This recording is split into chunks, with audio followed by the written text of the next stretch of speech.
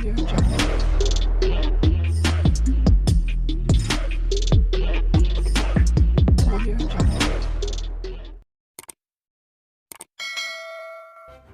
kasih karena memilih channel ini. Sebelum kita mulakan video ini, sila pertimbangkan untuk menekan butang like, share, dan subscribe, dan aktifkan butang lonceng Anda agar Anda sentiasa mendapat info-info percuma pada setiap hari dari channel kami. Dan tinggalkan komen Anda karena komen Anda amatlah dihargai.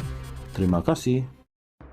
Ahli Parlemen Hulu Langat Muhammad Sani Hamzan menegaskan tidak akan berdiam diri dengan sebarang provokasi daripada pembangkang ketika sesi perbahasan di parlimen selepas ini. Beliau berkata pihaknya tetap mengambil pendekatan lantang mempertahankan segala hujah yang diutarakan kerana tidak mahu apa-apa cerita tidak benar, fitnah, adu domba atau serangan dilemparkan terhadap kerajaan. Bagaimanapun, menurutnya, tita yang di Pertuan Agong Sultan Ibrahim yang menyentuh soal adab, akhlak dan kelakuan ahli parlimen sepanjang sesi perbahasan amat disanjung tinggi, memandangkan ia amanat pertama sejak baginda dilantik sebagai ketua negara. Kita juga berterima kasih di atas teguran, nasihat dan peringatan tersebut. Sepanjang setahun lebih memimpin kerajaan, kita tak pernah guna perkataan yang kurang enak didengar. Mungkin perkataan beruk sahaja, dan selepas itu tak pernah nak guna lagi perkataan tidak baik. Cuma mungkin nadanya agak tegas, macam menyanyilah ada lenggok, lembut dan keras. Ini pendekatan yang nak dibawa, takkan kita nak berdiam diri, katanya pada Sinar Harian pada Isnin. Beliau berkata demikian mengulas titah Sultan Ibrahim agar semua ahli parlimen dan dewan negara perlu menjaga adab dan tata tertib selain menggunakan pertuturan sopan. Baginda turut memberi kebenaran kepada yang di-Pertua Dewan Rakyat dan yang di-Pertua Dewan Negara untuk mengambil tindakan terhadap mana-mana ahli dewan yang melampaui batas, termasuk mengenakan sekatan daripada menyertai persidangan berkenaan selama 14 hari. Muhammad Sani yang juga pengarah pilihan raya bagi Parti Amanah Negara Amanah sesi 2023 hingga 2026 memaklumkan pihaknya akur dengan titah tersebut dan akan mengikut segala arahan dikeluarkan oleh Speaker Dewan Rakyat.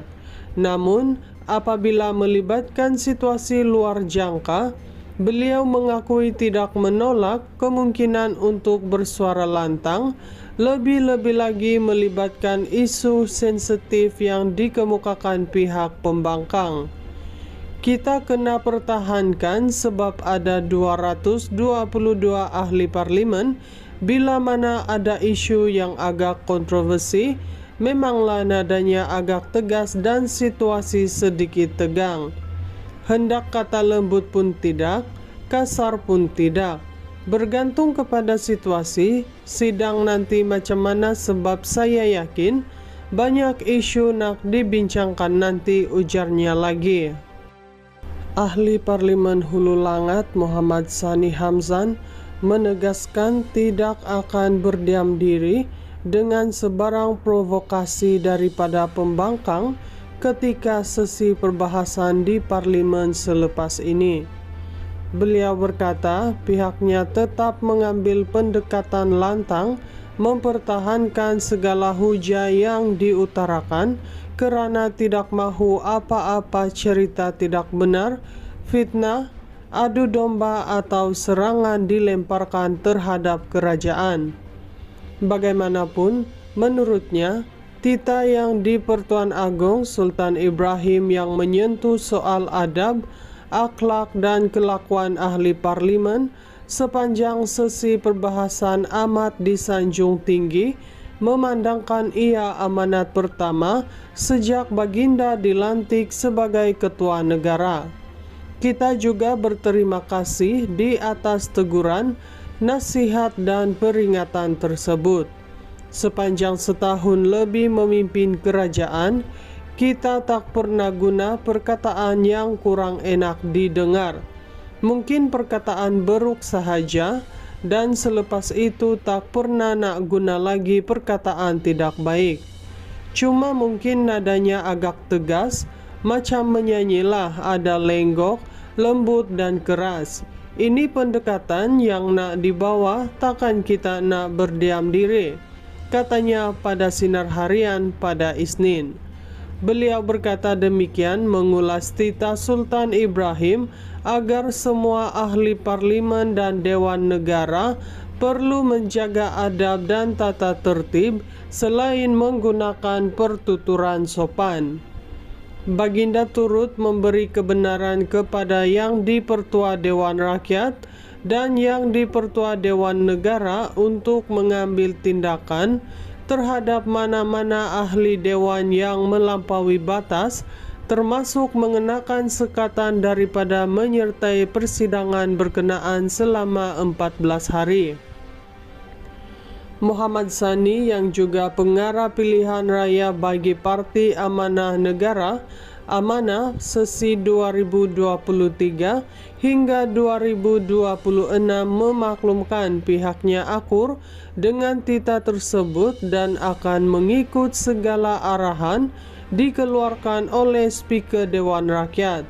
Namun, apabila melibatkan situasi luar jangka, beliau mengakui tidak menolak kemungkinan untuk bersuara lantang, lebih-lebih lagi melibatkan isu sensitif yang dikemukakan pihak pembangkang.